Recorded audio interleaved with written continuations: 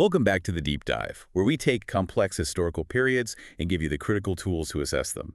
Today, we are deep diving into one of modern Chinese history's most, well, fascinating and frustrating periods, the Nanjing Decade. We're talking about the years between 1927 and 1937 under the leadership of Jiang Jishi's national government. And this is a crucial assessment point for any historian studying the GMD or the Kuomintang. For you, the listener, who needs to balance the historical ledger, our mission is to determine, was Jiang Jishi successful? And if so, how do we weigh the undeniable push toward urban modernization against the government's fundamental political and, well, catastrophic social failures? Okay, let's unpack this. Our sources immediately present a fundamental conflict. They really do. We see Emmanuel Su speaking of a government that appeared stronger than it was, suggesting a veneer of progress. Right, that it looked good on the surface but was maybe a bit hollow underneath. And that veneer is the critical distinction we need to explore. It stands directly opposite the assessment from other perspectives, like Jack Gray, who saw in this decade a slow but certain movement in nearly every aspect of Chinese life. So the core question for us is whether that vast, unwieldy bureaucratic mass was beginning to move, as Gray suggested. Or if the weight of corruption, social inequality, and all those military burdens just kept it anchored, proving Su right. That's the tension we'll analyze. Was this real revitalization or just political window dressing? We'll start by looking at the quantifiable evidence of movement and modernization, the case for GMD success. Before we flip the lens and dive into the deeper systemic problems that define the decade. Let's begin where the GMD showed some genuine administrative competence, finance, and anti-imperialist reforms. Right, because when Jiang Jishi came to power, the financial landscape of China was, well, it was fractured and chaotic. By 1937, though, they had achieved remarkable stability. And stability is key. For the first time, China established an effective, centralized banking system spearheaded by four powerful national banks. This wasn't just organizational fluff either. This allowed the government to exert real control over the economy, specifically by controlling foreign exchanges. A huge step. Exactly. This newly centralized control allowed for successful currency reform, which is a massive achievement for a new government operating in a post-warlord environment. And the key takeaway here, I think, and it's often overlooked, is that inflation was not a significant problem by the time the war with Japan began in 1937. They had stabilized the monetary foundation.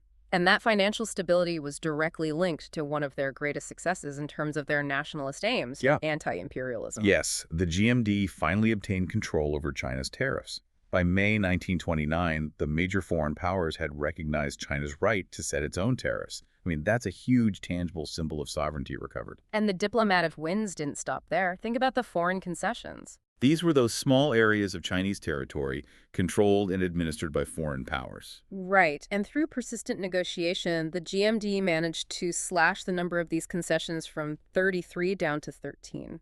So these actions were not superficial.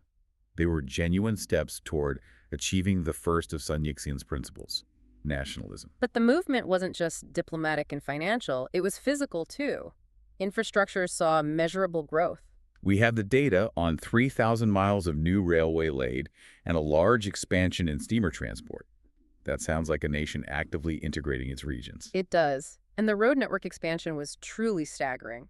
By 1936, the GMD had overseen the construction of 15,000 miles of roads. On paper, this fostered regional integration, attracted investment, and generated work. It certainly gave the impression that the vast mass was finally connecting and moving. But this is where the critical assessment lens needs to zoom in immediately. You have to ask, at what cost and for whose benefit?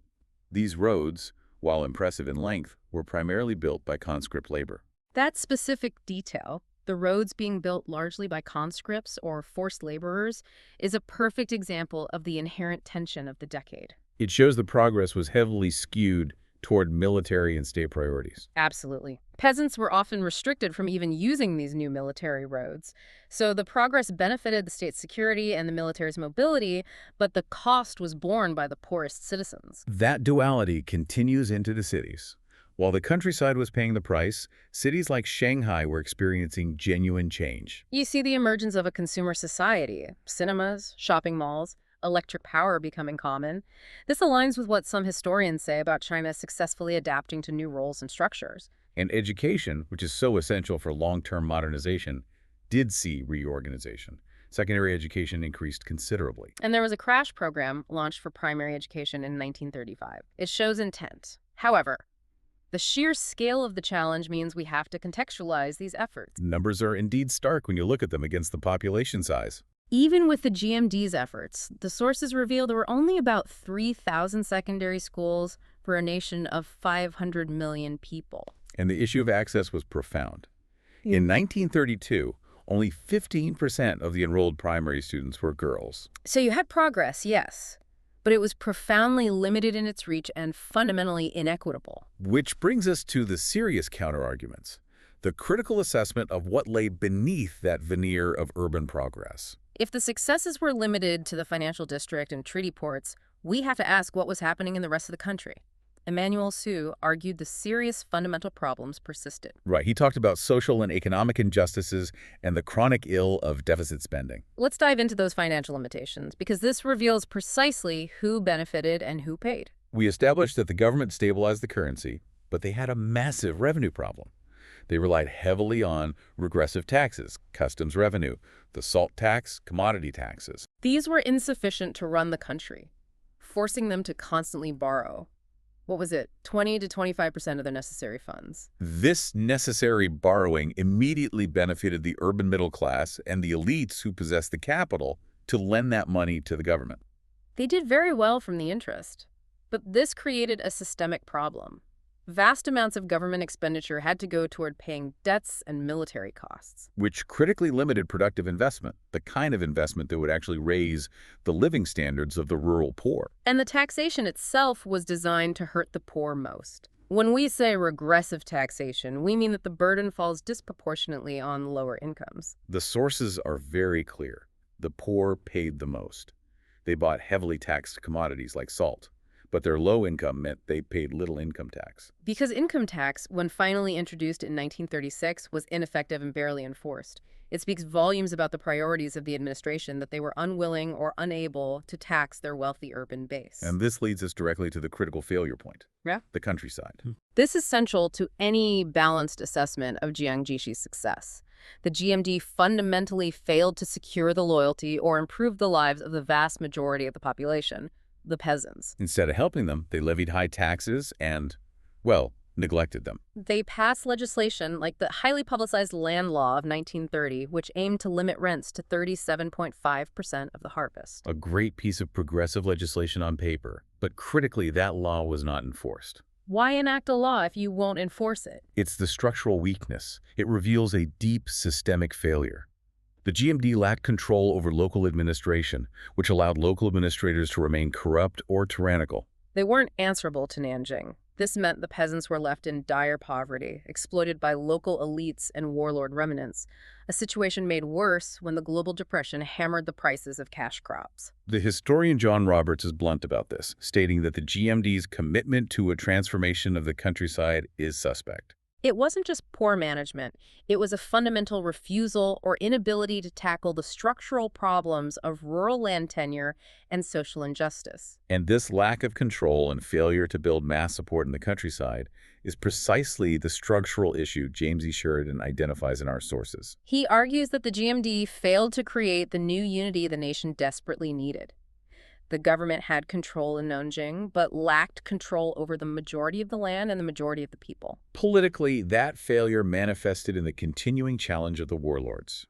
The GMD never quite managed to liquidate the remaining independent military power in the provinces. This military disunity constantly drained resources and necessitated the very high military spending we discussed earlier, creating a cycle of debt and neglect. And socially, the economy remained profoundly divided. You had growth in the modern, banking, and urban sector. But that growth was often foreign involved or concentrated in the treaty ports.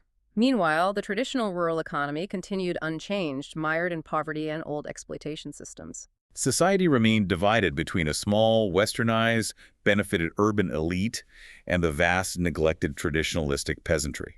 So if we connect this back to the broader vision, the aims of Sun Yat-sen's three principles, nationalism, democracy, and people's livelihood, we can synthesize Jiang Jishi's success. The sources suggest a clear, though limited, success in nationalism. The reduction of concessions and achieving tariff autonomy were massive, symbolic, and practical victories for China on the world stage, However, there were serious, systemic failures in the people's livelihood. evidenced by the rural neglect, the failure to enforce the land law, and the heavy burden of regressive taxation which impoverished the majority. And the goal of true political unity or democracy was deeply questionable given the massive dominance of military expenditure and the GMD's reliance on authoritarian methods, like conscription.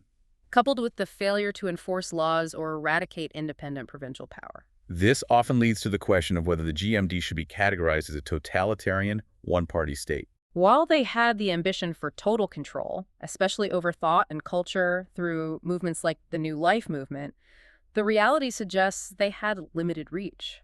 We see that the industrial growth, while real like the 7% growth in coal production, was concentrated and often foreign involved. This suggests the government didn't have total control over the national economy. Moreover, the continued persistence of bureaucratic inertia, rampant nepotism, and corruption, which we saw prevented the enforcement of the land law. Indicates they hadn't achieved the kind of total, seamless administrative control over the local level that defines a true totalitarian state. So they were authoritarian, yes, and military-dominated. But too internally fractured and, frankly, incompetent at the local level to fully achieve the ideological and administrative grip of a totalitarian regime. So what does this all mean for assessing Jiang's success? Source D offers a good way to look at it. We can view the Republican years as a continuous transition. Right, where adaptation occurred, sometimes with considerable success. Jiang Jieshi oversaw real, measurable progress in specific, modernizing sectors: finance, urban infrastructure, and recovering national rights. But this success was shallow. It failed to penetrate the foundational issues of China: administrative corruption, military disunity, and critically rural poverty. Jiang Jieshi failed to build the mass support needed to unify the country and fundamentally failed to solve the problems of social and economic injustice before the outbreak of a full-scale war in 1937 derailed the entire project. It's a dual assessment, then. Evidence of administrative competence and genuine movement in the financial and urban sectors versus deep-seated systemic failure in rural governance and social justice. The movement existed, but only for a small slice of the population. To properly frame your assessment of Jiang Jiexi's success, you must constantly ask, whose life improved? And the sources make it clear that the urban elite, the middle class, and the national bureaucracy benefited, While the vast traditionalistic peasantry, whose stability was essential for the nation's future, largely did not. That's the critical dividing line. Considering the sources, which describe the GMD as either having a veneer of progress or being a slow but certain movement, which one represents Jiang Jieshi's government more accurately by 1937, and why? Was the movement sufficient to overcome the veneer? That's your next deep dive.